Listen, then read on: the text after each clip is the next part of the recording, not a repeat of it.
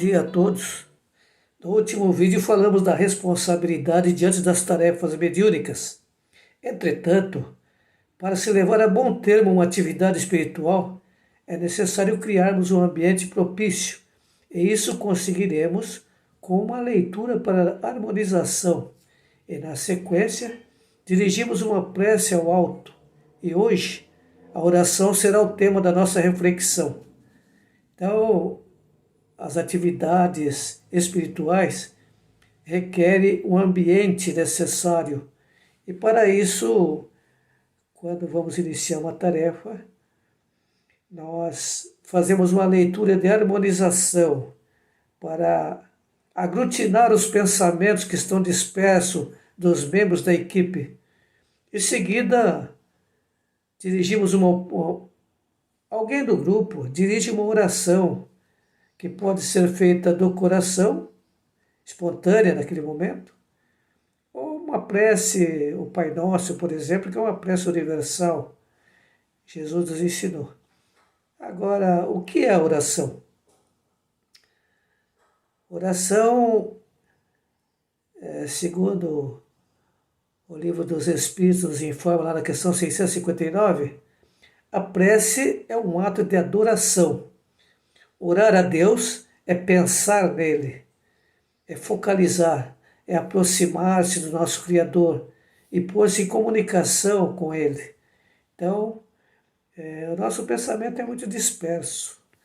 A gente vai fazer uma coisa pensando em muitas coisas ao mesmo tempo. Então, antes de fazermos a oração, Jesus recomendou que feche a porta do teu quarto. O quarto do espírito é o corpo físico.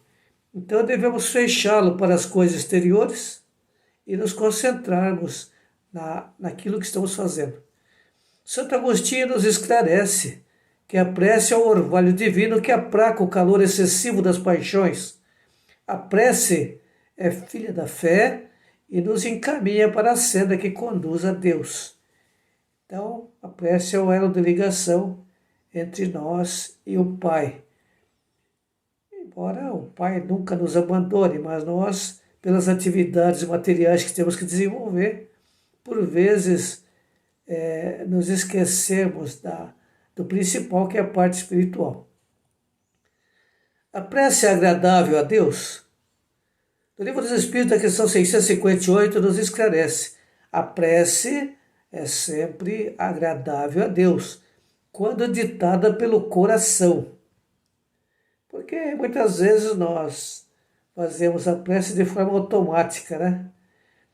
Daí ser preferível aquela prece espontânea, ditada pelo sentimento, de acordo com o entendimento de quem faz a oração. Entretanto, nem todos têm a facilidade de ditar uma prece de não pino. Normalmente, em presença de público, diante do público, as pessoas ficam preocupadas, né? Por isso, Jesus ensinou o Pai Nosso, que cumpre os 3 requisitos da prece, que são pedir, louvar e agradecer.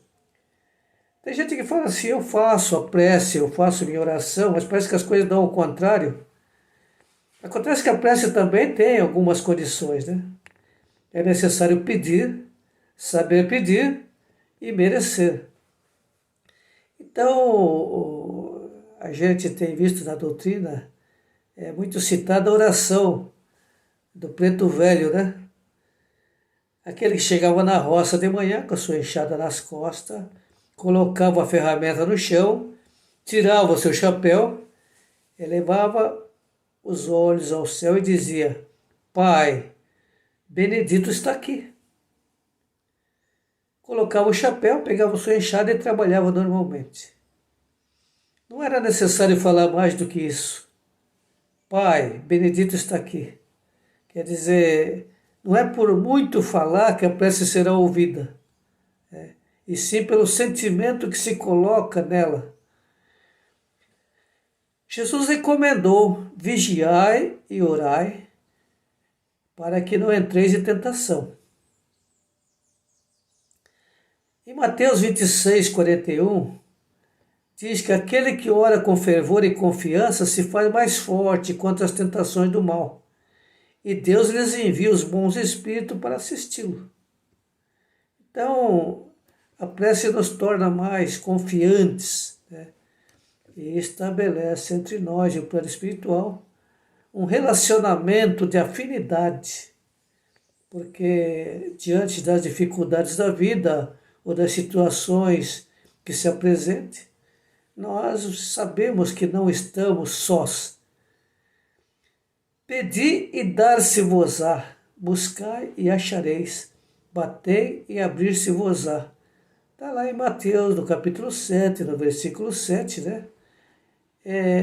Dizendo que tudo que pedirdes em oração, crendo, o recebereis. Qual dentre vós que seu filho pedir um pão, vai lhe dar uma pedra? Então, é uma lógica.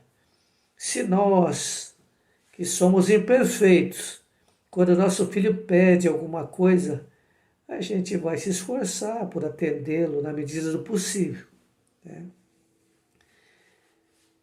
Mas existem aqueles que, ainda mais Deus, né? Deus sabe o que nós precisamos e quando nós temos a humildade de pedir, nós vamos receber. Receber de acordo com a nossa necessidade.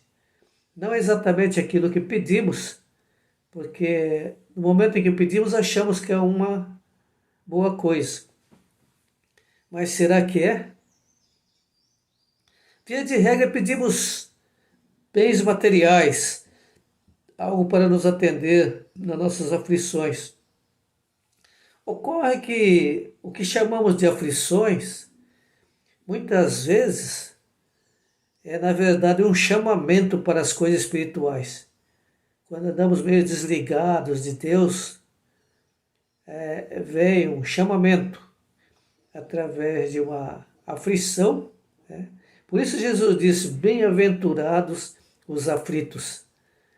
E as enfermidades, os problemas que surgem, não exatamente na gente, mas em um ente querido, vem fazer com que a gente desperte. Afinal, há um velho adágio que diz que quando a gente vê a barba do vizinho pegando fogo, a gente coloca da gente de molho. Então, feliz daquele que aprende com as dificuldades dos demais, para não ter que passar dificuldade para aprender, né? Então Jesus disse, qual dentre vós, que se o filho pedir um pão, vai lhe dar uma pedra? Nós que somos imperfeitos, damos boas coisas aos nossos entes queridos, imagine Deus, né? Mas tem aqueles que dizem, quanto mais rezo, mais assombração me aparece, né? Isso se dá por causa da estreiteza da nossa visão. Quantas vezes pedimos uma pedra pensando que é um pão? Lá na frente é que, se tivermos olhos de ver, como dizia Jesus, vamos entender que aquilo que anelávamos com carinho, né, que pretendíamos com um desejo, iria nos trazer aflições. O silêncio é uma atitude indispensável para a prece. Às vezes até o som da nossa voz é preciso calar. Em Mateus, no capítulo 5, versículo 23, Jesus nos adverte que o perdão é a condição principal para sermos atendidos nas nossas preces, né? É necessário silenciar as nossas mágoas, os nossos melindres, né? Muitas vezes aquilo que pareceu uma ofensa para nós foi uma advertência. Certa feita, um companheiro nosso da doutrina ouviu o Evangelho quando o expositor falava das deficiências que todos temos, né? Uns são excessivamente extrovertidos, falam tudo o que pensam, né? Outros fazem uso de álcool, né? De álcoóis, outros de cigarro, alguns comem demais, né? E eu ouvi isso aquele companheiro nosso Estava visitando a casa espírita pela primeira vez, ficou muito chateado. E ao sair falou para a esposa, não vou voltar mais aí não, porque me ofenderam.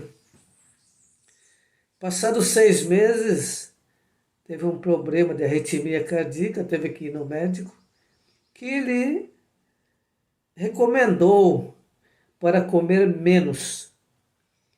Que procedesse assim, dividisse o que ele comia por 3 e comesse 2 partes, né? Porque estava lhe fazendo mal. E resultado, ele lembrou do expositor que havia falado de quem come para mais e até hoje está frequentando a casa espírita. Então, geralmente, se tivermos ouvido de ouvir e olhos de ver, vamos entender que aquilo que nos pareceu uma ofensa, né? A gente tem que prestar atenção, porque lá na frente poderia nos causar um problema se tivermos a capacidade de prestar atenção. Quando eu diz que o silêncio é uma atitude indispensável para a prece, porque às vezes a pessoa, mas eu estou quietinho, né, no meu canto. Só que a cabeça está a mil. Não vê a hora de terminar aquele evangelho no lar, ou mesmo a prece que está fazendo, para se dedicar a alguma coisa. Então é necessário silenciar, ter foco, fechar a porta do quarto, que é o corpo físico, para as coisas exteriores, e dedicar-se, né, totalmente à sua conversa com Deus. E quando fala do perdão, não se trata aqui de perdoar os demais, né? Quem tem que se perdoar são eles mesmos, com a sua consciência. Trata-se de perdoar-se, aceitar-se como é, buscando a cada dia melhorar, né? Se temos algo contra alguém, no momento da prece, oremos por esse alguém.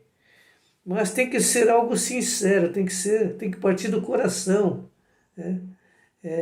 Imaginando tratar-se aquele nosso afeto de um filho de Deus, aquele nosso desafeto de um filho de Deus que, como nós, necessita das bênçãos divinas, tanto quanto desejamos para nós e para os nossos, né? Todos temos excelentes virtudes e péssimos defeitos. Se assim não fôssemos, nem estaríamos aqui neste planeta, né? Caso sejamos hospedeiros de ressentimento, vamos dificultar muito a nossa relação com os mentores espirituais, né? Se fazemos uma prece magoado com a coisa, então façamos uma prece por nós e por aqueles que necessitam. Na maioria das vezes não é outro motivo que nos impede de conquistar um desenvolvimento mediúnico a contento. A pessoa se propõe a estudar a mediunidade, a ser médium, mas não consegue se livrar da sua mágoa, né? Lá em Mateus, no capítulo 6, versículo 5, foi Jesus que recomendou: e quando orardes, não seja como os hipócritas, porque gostam de orar em pé nas sinagogas para serem vistos pelos homens. Podemos fazer uma prece e devemos, para um necessitado, principalmente no caso de alguém que passou para o Oriente Eterno, né? E a família vem pedir para a gente fazer uma prece. É importante que façamos a prece, mas não podemos dispensar nossa prece do dia a dia. E diz Jesus também que não useis de vãs repetições, presumindo que pelo muito falar serão ouvidos, porque Deus sabe com antecedência o que cada um necessita. Sendo a prece um gesto de humildade, não é preciso ficar falando. Algumas escolas religiosas que gritam dentro da igreja, faz aquela... Não é necessário. Deus não é surdo, né? E também conhece o nosso sentimento. Por isso que quando alguns fariseus se aproximavam de Jesus, ele falou: pode parar, né? Vocês estão falando isso, ou estão pensando em outra coisa. O trabalhador na prática mediúnica deve estar preparado sempre. E para isso não deve descuidar de, ao levantar-se, agradecer pelo novo dia. um dever de todos nós, né? Agradecer pelo dia que amanhece, que lhe é concedido, e rogar a bênção para as atividades que irá desenvolver, para que Deus lhe permita ser instrumento de sua paz, por todo o período que se inicia, em especial durante os trabalhos junto à equipe de trabalho em que atua, né? Frequenta a sua igreja, atua junto a uma equipe de trabalho, também levar esse pensamento para lá. É uma bênção e uma vitória quando um membro da reunião mediúnica envolve-se no clima da prece, orando por si, pelos companheiros de sua equipe, com as quais entrará em estreita associação na tarefa, e por aqueles que serão atendidos deste e do outro lado do plano espiritual durante os trabalhos. Daí é fundamental, né, ao iniciar uma tarefa, elevarmos uma prece, o que deveríamos fazer no início de toda atividade que julgarmos importante na nossa vida, tal como um trabalho, uma viagem, etc., né? Cada trecho de estrada tem seus mentores. E nós, ao iniciarmos uma viagem, ao planejarmos uma viagem, ao partir para ela, deveríamos rogar ao Pai, permita que os mentores espirituais das estradas estejam nos protegendo, abençoando, bem como a todos os motoristas que vão tirar dessas estradas nesse dia, né? Porque a gente ora pela gente, esquece de orar pelo outro, e o outro vem e acaba batendo na gente. Então, devemos orar por nós e pelo motorista também, do coletivo que estamos ou da viagem que pretendemos fazer, né? Então, hoje vimos o poder da prece e a necessidade da prece para nos harmonizarmos.